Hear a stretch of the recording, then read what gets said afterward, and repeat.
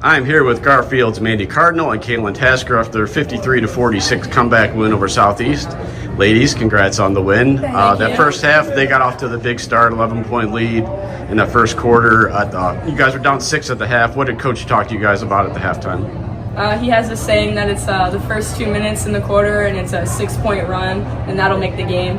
And it made the game. I mean, it was a little back and forth, but then we had that run out of the halftime, and that just made the game for us. I really think so.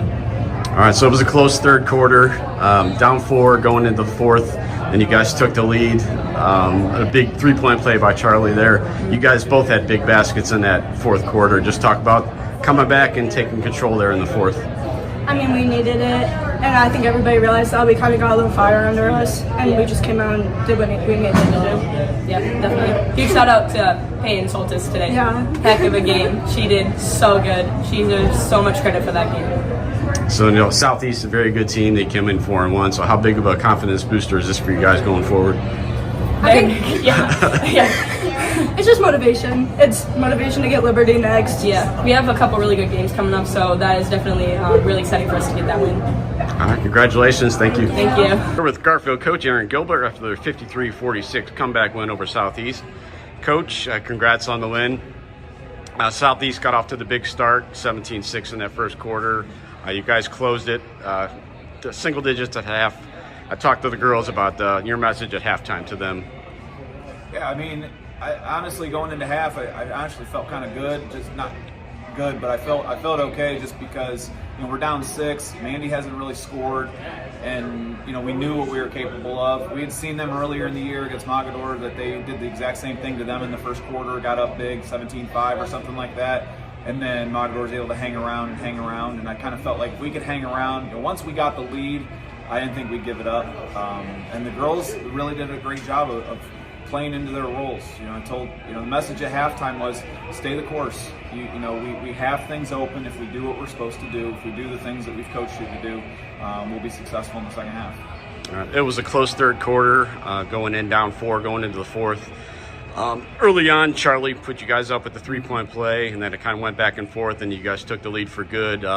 Mandy, Kaelyn, Peyton Soltis all were big in that fourth quarter. Just talk about that fourth. We had a lot of different kids step up at different times. Charlie getting that 3-point play was massive. I think that even gave us the lead or tied the game. Mandy's going to be Mandy, and we know what we're going to get out of her. And there's times where she just felt like, especially early, I felt like she was trying to do too much and not relying on her teammates enough. And in the second half, I felt like she allowed her teammates to kind of get involved in the game a little bit more. And she did a good job of distributing the ball and finding people. And then her shot was able to finally get finally go in as just from pure determination, right? And Peyton was huge. Peyton is just one of those fire plugs we put in, and she's instant energy, and she just makes something happen all the way back to scrimmages. She had to be on the floor.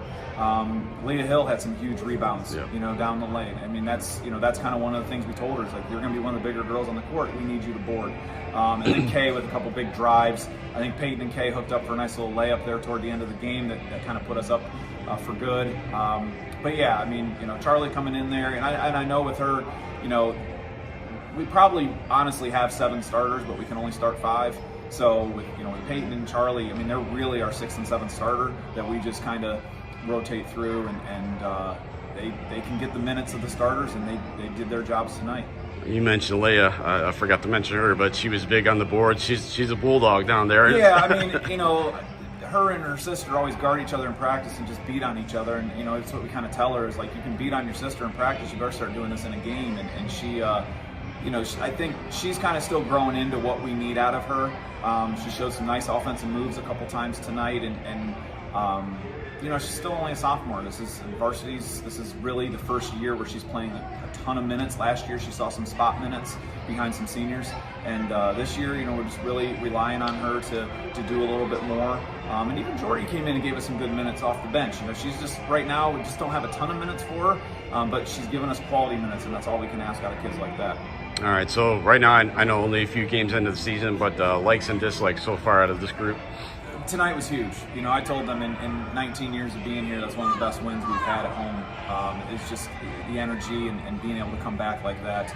When we play Southeast, it's always going to be a war. There aren't blowouts against them. I think it's happened twice in 19 years. So now it's a stepping stone.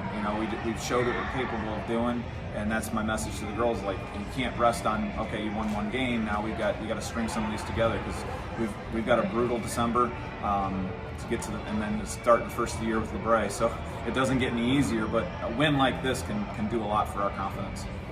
Congrats on the big win. Appreciate it. All right, thanks.